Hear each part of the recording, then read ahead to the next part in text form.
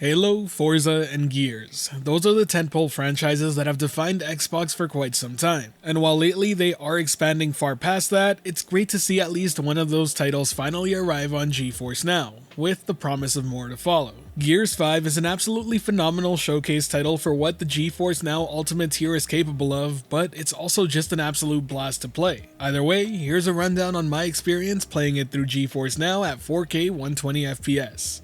To kick it all off, let's talk in-game settings. Everything has been set to ultra across the board, with motion blur turned off as it's a personal choice of mine. The HD texture pack is already installed in the GFN instance for that sweet 4K goodness as well. And really, all I have to say is, damn, this is a good looking game. Seriously, Gears 5 is quite stunning in the visuals department. From the opening cinematic to the moment-to-moment gameplay, there's always quite a bit going on screen.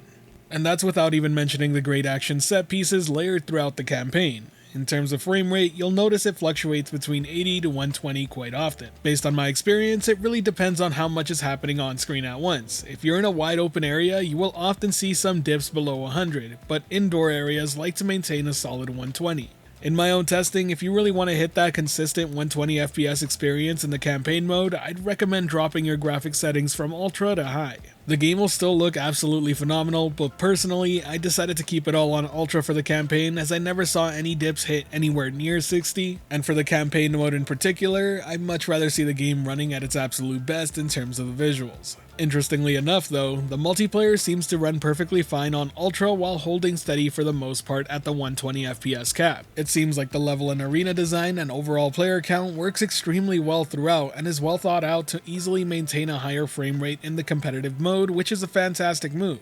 I'll talk more about multiplayer in a second though. When it comes to latency, you can see my ping to the server I was connecting to above, and let me just say I felt right at home playing this game through GFN. I have a Series X myself as well as a gaming PC, and I have played Gears 5 on both. And I can tell you right now confidently that I felt no difference between playing between each, and that really is a testament to just how well cloud gaming works in the here and now. I even went as far to letting a cousin of mine give it a go who happens to be a huge Gears of War fan. And after a few multiplayer matches, he had nothing but good things to say about the experience and how well it played and looked at 120fps. More importantly, he never felt like a death of his was due to the game being streamed, and rather he saw it as his own fault for making a misplay. My own experience and sentiment is all too similar. I'm by no means an amazing player at Gears, but I do play a lot of multiplayer titles. Enough to know when latency is a detriment to my actual ability when it comes to playing the game, but also when it causes a game to be less fun to play.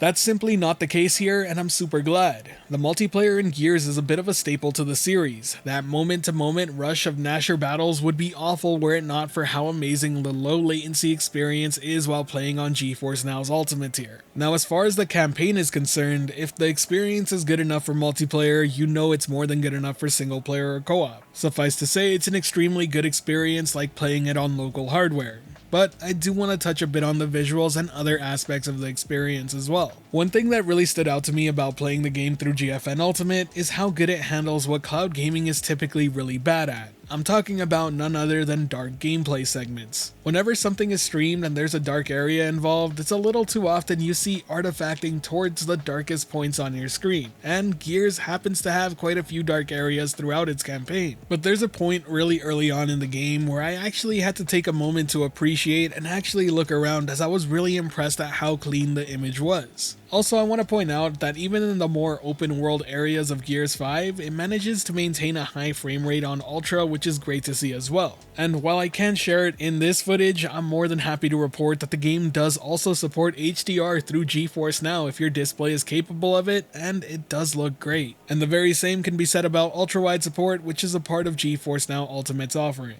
So, all things taken into account, if Gears 5 is an example of the future Xbox game studio and Bethesda studio titles to come to GFN, it seems like we're in for a really good time. The game runs fantastic, plays amazing, and looks phenomenal running on GeForce NOW. It allows us to play the game at its absolute best even without the hardware to power the experience. The fact that I can take this on the go and play it on something like a Chromebook is pretty mind-blowing to this day. I seriously can't wait to see the likes of Halo, Forza, Hi-Fi Rush, and future releases like Starfield and many more make their way over, and regardless of how you feel about the Activision Blizzard acquisition, I think it's more important to really state the benefit of what the Xbox team is doing here. Allowing users to play their games where they want to play, how they want to play it, is simply nothing but a good thing. In fact, in an ideal world, it should be the way the video game industry as a whole moves forward. User choice is never a bad thing, and it only gives customers more options to enjoy the games they want to enjoy how they want to enjoy them. And cloud gaming has the capability of unifying some amazing library of titles, and it would provide many who normally have no option of playing these games with the opportunity to do so. GFN Ultimate is proof of how good cloud gaming can be and where it's headed. It's more than good enough for moment-to-moment multiplayer gameplay, let alone single-player experiences. As such, I'm super happy to see this partnership between Xbox and GFN, and I'm sure many users of both Xbox and GeForce NOW are excited as well. These partnerships with cloud gaming companies are just going to be a huge boost to cloud gaming as a whole, and it's something I can't wait to see take off. As for Gears 5 on GFN, it gets an easy recommendation from me if you're looking to pick up the game. Now, if you have any remaining questions about Gears 5 or GeForce NOW, let me know down in the comment section below and I'll answer what I can. And if you enjoyed this video or found it helpful at all, be sure to hit that like button as it really does help the channel out. And if you're wanting more content like this, be sure to subscribe and hit that notification bell as well. And as always, this has been the Virtual Cloud, giving you the latest and greatest on everything cloud gaming related, and until next time, I'll catch you in the clouds.